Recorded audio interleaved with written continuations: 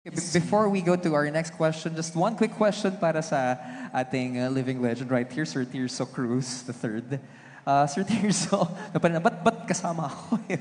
No, I just want to ask your preparation kasi you are with the top-notch actors and actresses, the cast right there, right here. Paano po kayo naghanda? Kasi palaging ganun eh. What we're sensing is diretso na agad, sabak na agad sa eksena. Meron pang bonding na nangyari? May session ba? Or wala? Diretso na agad din? Actually, it's an honor to be invited to be part of Uninvited. Magulo, no? No, but anyway, the one thing that I'm very proud of is talaga, every time I do a movie, yung nagkakaroon ako ng chance na makasama yung magagaling na artista, lalo na itong moving ito. Kasama si V, kasama si Aga, kasama si Nadine. And most importantly, the chance to be directed by Dan Villegas, which I would like to say, and I'm very, very proud to say na you get a chance to be directed by an actor's director. Ganun si Dan. So, he doesn't have many instructions or many qualms. Direct to the point, sasabihin niya sa iyo kung ano yung gusto niya at kung kaya mong itawid, kung kaya mong gawin. And every time you're given that chance, as an actor, you get more excited, you get more interested in whatever role you're playing. And you try to put your best foot forward. Dahil lahat yung kasama mo, naka-best foot forward lahat eh. So matatangay ka, even ikaw mismo madadala ka nila. Lahat may gustong patunayan palalo, no? Ganon. Ganong level Ganon na sila. nga sila. Gusto pa umakyat, no? But if you're given that chance, why not? You have to take it. And right now, taking this chance to ask his question is... Irvin Santiago. I think Danny Vibas of okay. Tribute. It's okay. It's okay. Inaantok na. Sir Danny. Sir Danny Vibas. I'm here, yeah. I think my question is for Direct Dan. You said, or anyway, you said the story happens in 24 hours. Does that mean you shot only in one location? There were no chances to do a shooting in a memorable location? And yeah, like that house, that's the only place where you shot in? Hindi naman po. Pero abangan po natin. Baka kasi ma-spoil eh.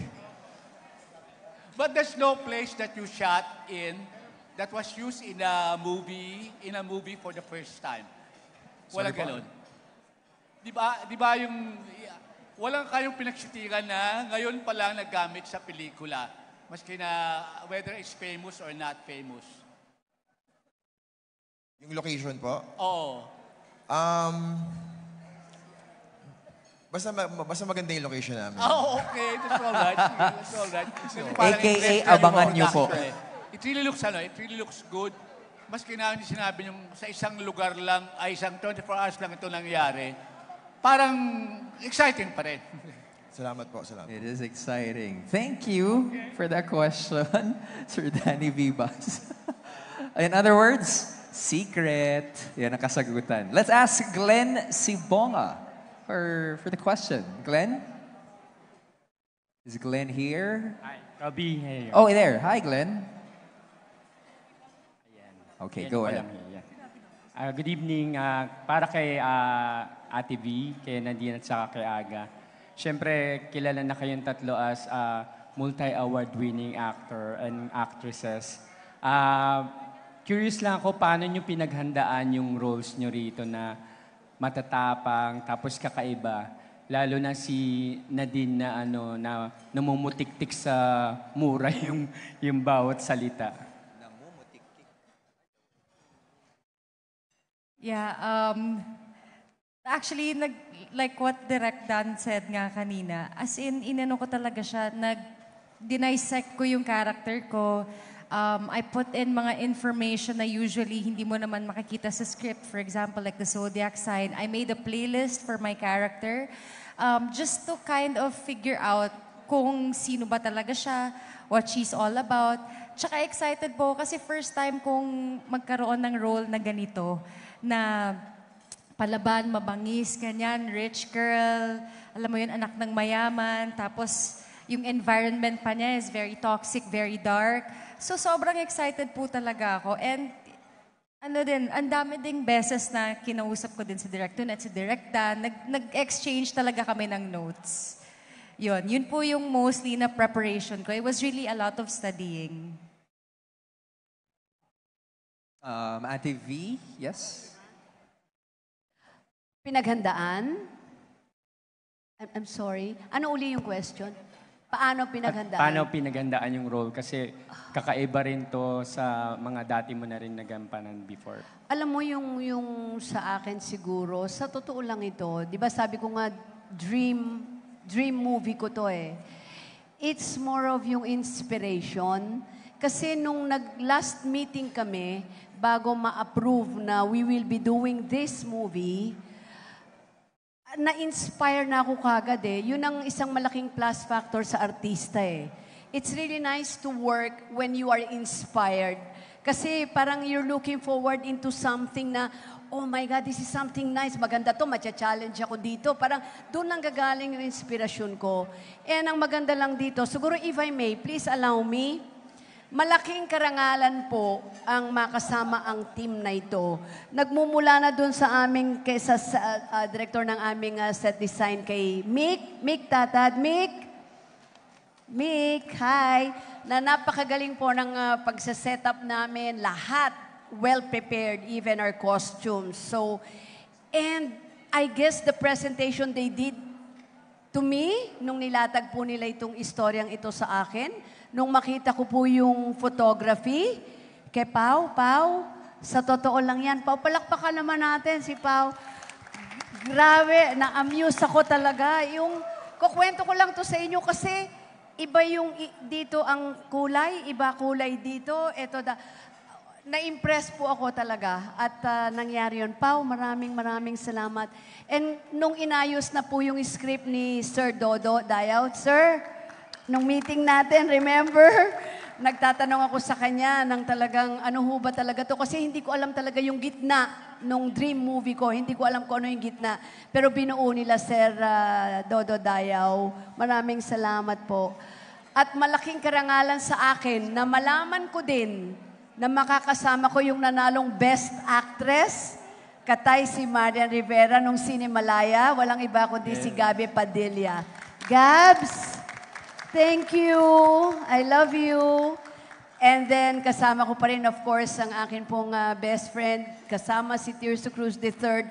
And then, I'm so happy when I learned, ang daming kong kwento, ha? Bubuin ko na. Malaking karangalan na ang magpo-produce pa ang Mentor. Ang Mentor, kung saan ang galing, yung malaki yung kinitang movie na Malyari ng anak kong si Papa P. So, nung ako ang tinatanungan, anong script ang gusto mo, ang dami nilang pinitch sa akin, hanggang bandang huli, ano ba gusto mo? At ito nga po yung naisip ko. So, tapos po, malaking karangalan po from Mentor, ay naging producer ko rin po, co-produce ang Project 8. Imagine with Direk Dan Villegas, with Direk Tonet Hadaune, and Direk Irene. So, the inspiration is there. And then nalaman ko po, of course, with Nadine, with Aga, and then with RK Bagatsing, first time. Puro first time. So, na-inspire ako to be working with New Blood. Kay RK, thank you RK. And then si Gio. Gio, bagets ka pa nun, ha? Pag magkasama. Ibang high, ibang inspiration to be working first time with these actors. And then si Ketchup. Ang galing-galing din ito si Ketchup. Mga magagaling na artista, si Ron. And then all of these things, ito ang bumuo sa akin to be si Cholo, kasama rin namin. Lot de Leon. Imagine, makakasama ko sa pelikula si Lot de Leon. So, itong nagbigay ng inspirasyon sa akin siguro to do my best do sa character na ginampanan ko for Uninvited. And sana naman nabigyan ko ng justice yung character na ibinigay sa akin para dito. So inspiration ang naging bala ko para magampanan kong mabuti yung role na binigay sa akin sa Uninvited. Thank you, Ate B. Love Thank you. you. And si Aga, habol pa. Okay.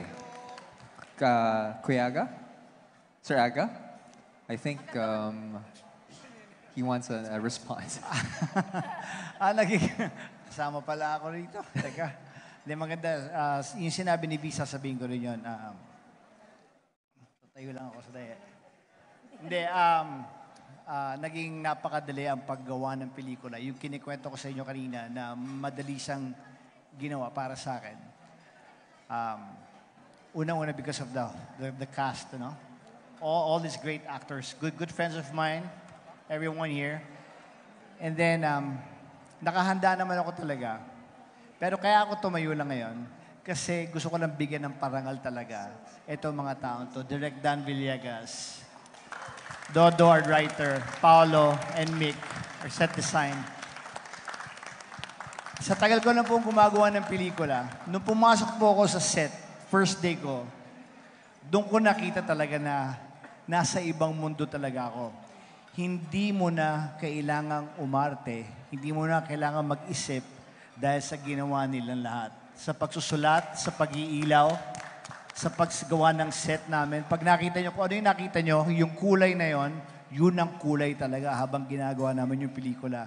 So hindi ka gagalaw, hindi ka aarte, sasabihin mo lang yung dapat mong sabihin. So maraming salamat sa inyo talaga. Mabuhay kayo, mabuhay kayo. Yun lang po. Thank you. Tumayo lang ako kasi kinabahan ako po eh. Thank you. Thank you, Sir Aga. Wow, this is really the best of the best. Correct. At saka it's nice to acknowledge the people behind Yes, the camera everyone. working. And they're thank you. all very appreciative of one another. Thank you for being so generous and for acknowledging and respecting each and everyone's efforts. So, speaking of acknowledgement, we'd love to acknowledge our Cinema Exhibitors Association of the Philippines. Thank you for coming. Thank you for being here. Right here in our grand Ayun launch. sila. Maraming salamat po. Hello po. Okay, we're down to a few people left, no? And we shall continue with this tithing of When in Manila. Hello. So this question is for Nadine. So Nadine, how has this project brought a different or a better actress in you?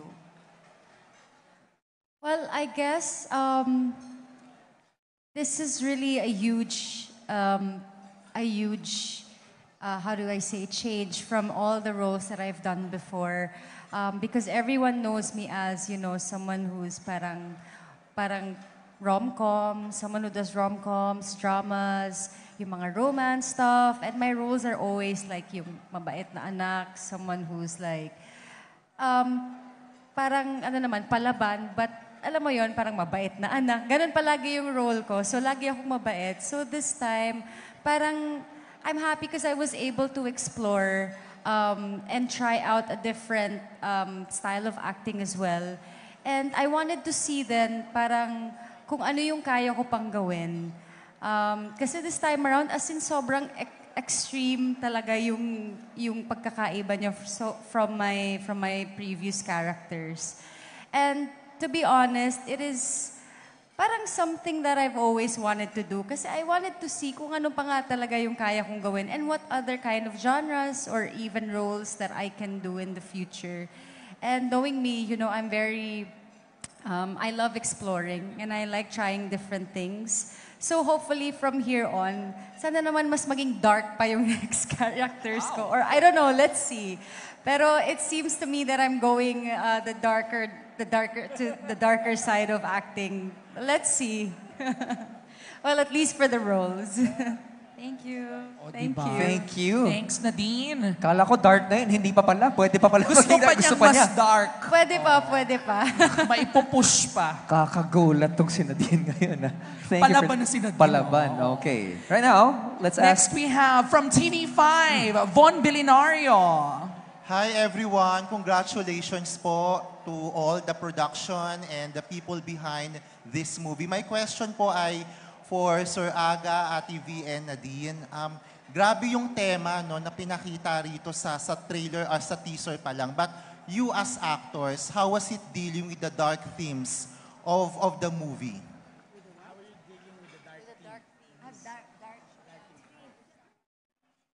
I'm not gonna lie, I love it. Personally, you know, when I'm at home, I turn on the TV. The first things that you would really see on my siguro sa streaming app ko would be like true crime, you know, like mystery, mga documentaries, horror, thriller, suspense. So I'm not gonna lie, I really like it. And I guess I'll leave it at that. I'll let Kuya Aga answer. Doc Aga, how was it dealing with the dark themes of the movie?